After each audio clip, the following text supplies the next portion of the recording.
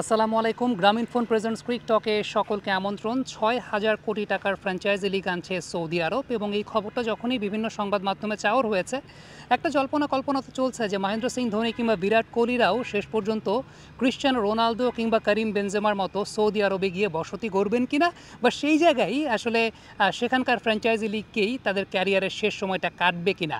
৬,০০০ কোটি টাকার franchise league. দেখেন, সৌদি আরবের বিষয়টা প্রথমত বলতে চাইলে বলতে হবে ২০০৩ সালে সৌদি আরব প্রথম ইন্টারন্যাশনাল ক্রিকেট কাউন্সিল আইসিসির অ্যাফিলিয়েট মেম্বারশিপ লাভ করে। তারপর ২০১৬ সালে তারা অ্যাসোসিয়েট মেম্বারশিপ লাভ করে। এরপর থেকেই তারা এশিয়ান ক্রিকেট কাউন্সিলের যে সমস্ত টুর্নামেন্ট রয়েছে, যারা অ্যাসোসিয়েট মেম্বার তাদেরকে নিয়ে সেই টুর্নামেন্টগুলো কিন্তু তারা অংশগ্রহণ করে আসছে।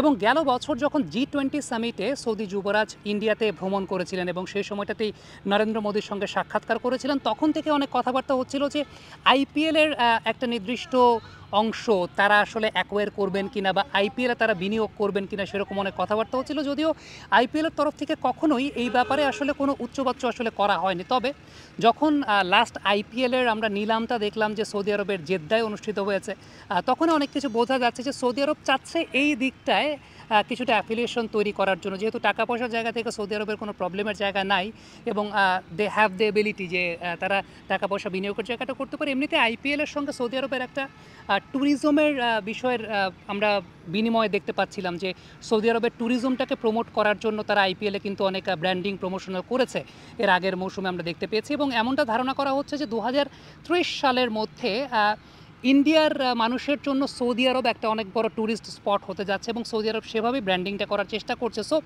অনেক কিছু এই জায়গার সঙ্গে জড়িত। এবং যে টুর্নামেন্টটা ৬,০০০ কোটি টাকা বিনিয়োগ করে সৌদি আরব করতে চাচ্ছে, সেটা বছরে ৪টা টুর্নামেন্ট, যেটা ৪টা ভিন্ন ভিন্ন ভেন্যুতে বা ভিন্ন ভিন্ন জায়গাতে পৃথিবীর ভিন্ন ভিন্ন প্রান্তে অনুষ্ঠিত হবে, যার মেগা ফাইনালটা আসলে সৌদি আরবে অনুষ্ঠিত হবে। সেরকম টেনিসের গ্র্যান্ড স্ল্যামের মতো সৌদি আরব এরকম একটা টুর্নামেন্ট করতে চাচ্ছে। এবং এই জায়গাটা ইন্ডিয়ান ক্রিকেট বোর্ডের সঙ্গেও তাদের কথাবার্তা হচ্ছে এরকম অনেক কিছু শোনা যাচ্ছে। তবে প্রথমত অবশ্যই ইন্ডিয়ান ক্রিকেট বোর্ডের সদিচ্ছার জায়গাটাও লাগবে, কারণ ইন্ডিয়ান ক্রিকেটাররা যদি ওই লিগে না খেলতে পারেন, জৌলুসটা অনেকাংশে কমে যাবে। সেটা অন্যান্য লিগের মতো গতানুগতিকভাবেই হয়ে যাবে। ইভেন অস্ট্রেলিয়া ক্রিকেট বোর্ডের পারমিশনেরও ব্যাপার আছে। সো আলটিমেটলি ইন্ডিয়া আইপিএল ব্যতীত ক্রিকেটারদের কোনো টুর্নামেন্ট খেলতে দেবে কিনা, এই টুর্নামেন্টের সঙ্গে কীভাবে অ্যাফিলিয়েট করবে, সেটা একটা দেখার বিষয় হবে। তবে সেই সঙ্গে আরেকটা কোয়েশ্চেনও কিন্তু বিরাজ করছে, সেটা হচ্ছে আমরা যেরকম ফুটবলারদের দেখতে পেয়েছি ক্যারিয়ারের শেষের দিকে, সৌদি আরব একটা অনেক বড় তাদের ক্যারিয়ার এন্ডিং স্পট হিসাবে বিবেচিত হচ্ছে। রোনাল্ডোর ক্ষেত্রে, করিম বেনজেমার ক্ষেত্রে আমরা দেখতে পেয়েছি, নেইমারকেও আমরা দেখতে পেয়েছিলাম একটা পর্যায়ে গিয়েছিলেন, আবার তিনি সান্তোসে ফেরত এসেছেন।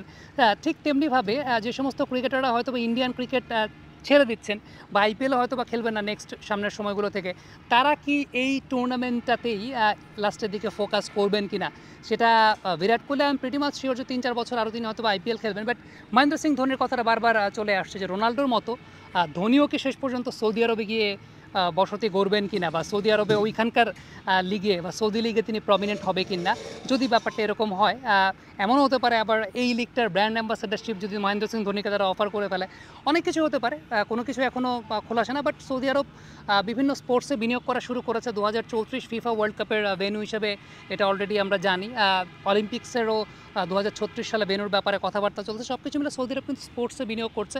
এখন ক্রিকেটেও যদি বিনিয়োগ করে, ক্রিকেটের টোটাল খোলনচেটাও পাল্টে যাওয়ার একটা সম্ভাবনা আছে। এখন আমরা জানি যে আইসিসির অনেক একটা ম্যাক্সিমাম নাম্বার অফ রেভিনিউ সেটা বিগ থ্রি তারা গ্রহণ করে। তখন এই অর্থনৈতিক কাঠামোর বিষয়টা, সেটা কতটুকু কীভাবে ডিস্ট্রিবিউট হয়, সেটা একটা দেখার বিষয়। কমেন্ট বক্সে আপনাদের মন্তব্য মতামত জানতে চাই, লিখে পাঠাবেন।